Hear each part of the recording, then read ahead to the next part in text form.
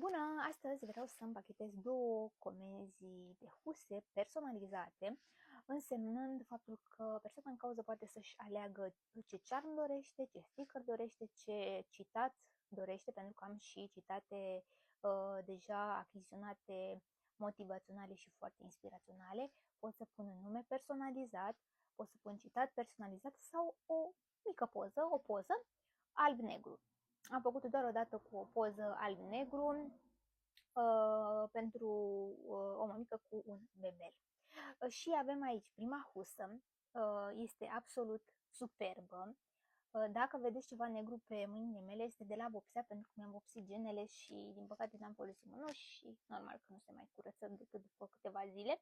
Aici avem o husă absolut superbă, îmi place foarte mult, este, nu știu, emană așa delicatețe, este plină de personalitate, iar fata în cauză, care este o fată foarte, foarte drăguță, îi plac foarte mult animăluțele, este absolut superbă și minunată și îi plac foarte mult macii. Ea lucrează în televiziune și am pus un microfon, de fapt ea a dorit un microfon, i-am pus aici o mică cărticică aici, pentru că îi plac cărțile, îi plac animăluțele, i-am pus o pisicuță, a spus că îi place foarte mult sticla de vin, voia o știla între sticla de vin și o mașină și când a văzut cum iese cu sticla de vin, a zis că acea, de fapt cu sticla, nu cu sticla, cu paharul de vin, a zis că așa rămâne. Îi plac foarte mult bicicletele, mi-a spus, probabil se plimbă cu bicicleta, îi plac animăluțele și am pus și o lăbuță de pisică.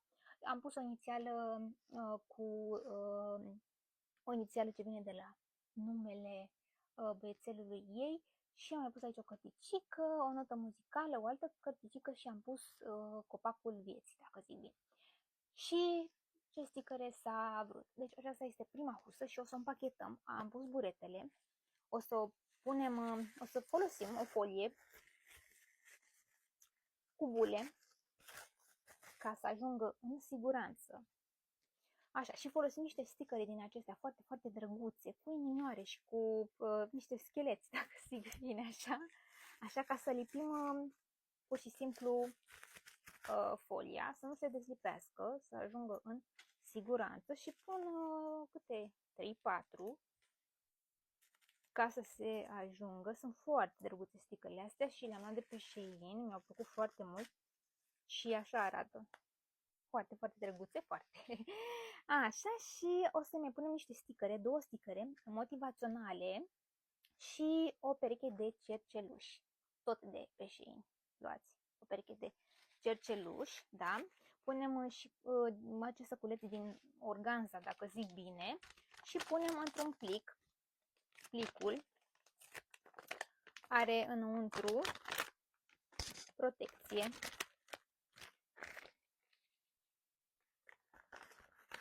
Deci este plină de protecție husa și punem și surpriza sau, cum spuneți, cadoul. Punem așa frumos ca să... Ok, și lipim. Eu o să lipesc tot cu sticări din acestea. Am pus 3. Eu l-am mai împachetat, dar am zis totuși să și filmez. Așa, și hai să mai punem 2. Totuși ca să ajung în siguranță și să nu se dezlipească complet. Așa, și mai punem unul aici. Deci așa arată primul. După aceea mai avem o comandă cu 2 huse. Una este aceasta. Cred că este persoana în cauză, fiind o fată tot la fel de drăguță, persoana în cauză a vrut 2. Cred că aceasta este a iubitului, pentru că pare puțin mai masculină, să zic așa, are și o mașină, are și... cred că îi place foarte mult să călătorească și cu mașina și cu avionul, pentru că are și un avion. Are și o sticlă de Absolut. Și i-au plăcut foarte mult aceste 2 citate motivaționale de pe husă și a spus să le adaug. Aceste citate le aveam eu deja, deci nu am vrut un citat personalizat. Și ce mai regăsim? O doză, avem și o balanță. Da, este în dreapta mea, lângă mașină, și avem și o cheiță de la doză și a dorit foarte mult o cheiță de la doză. Iar a doua husă, care este absolut drăguță, este foarte, foarte drăguță, mi-a plăcut foarte, foarte mult și este mai colorată, să zic așa, cred că acesta este pentru ea. A dorit un soare, a dorit o cheiță cu un craniu, dacă zic bine, două citate motivaționale, avem o inimă cu o săgeată în inimă, avem o inimioară mai jos și avem și o sticlă de Corona și o cheiță și Fulger McQueen, da, din Cars, din desenele animate. Și eu am o husa mea, l-am pus pe Fulger pentru că îmi place foarte mult și îmi place foarte mult desenele, adică nu neapărat de el, dar îmi place foarte mult desenele animate. M-am uitat cred că de 3-4 ori la el. Și două citate, de fapt două citate, da, două citate pot să spun că sunt. Și normal cearmul din mijloc, unde avem lângă și un lănțic. Dacă se vede, avem lângă cearmul din mijloc, care este cel mai mare, avem și un lănțic, care sunt niște cărți, cred că de focă, dacă pot să zic, sau sunt niște cărți, pur și simplu. Și o să le împachetăm acum, o să punem și brățelul, da, de la husă. Ok, o să punem prima oară în folia lor, exact cum vine.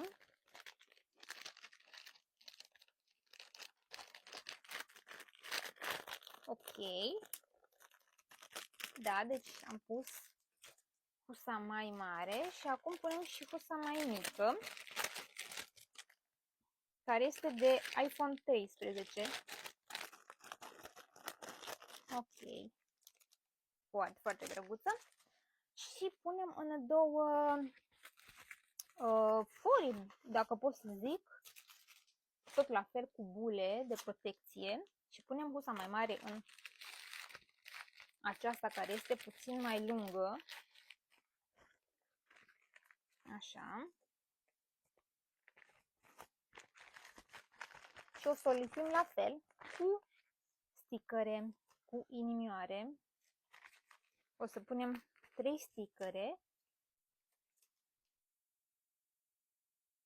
cu inimioare. Sunt diferite, nu sunt toate la fel și așa arată. Și cea de-a doua husă o să o punem în folia aceasta mai mică. Gata, așa arată ambele. Avem și aici o mică surpriză. Avem, cred că undeva la vreo 4 sticăre. Avem o clămuță mică și avem și o pereche de cerceluși. Foarte drăguți. Și o să-i adaug în acest plic. Gata, așa arată. Am pus și scoci cu fragil, pentru că știți și voi ce se întâmplă când ajunge în depozitul da, firmei de transport, de curier, și sper să ajungă în siguranță. Cam atât.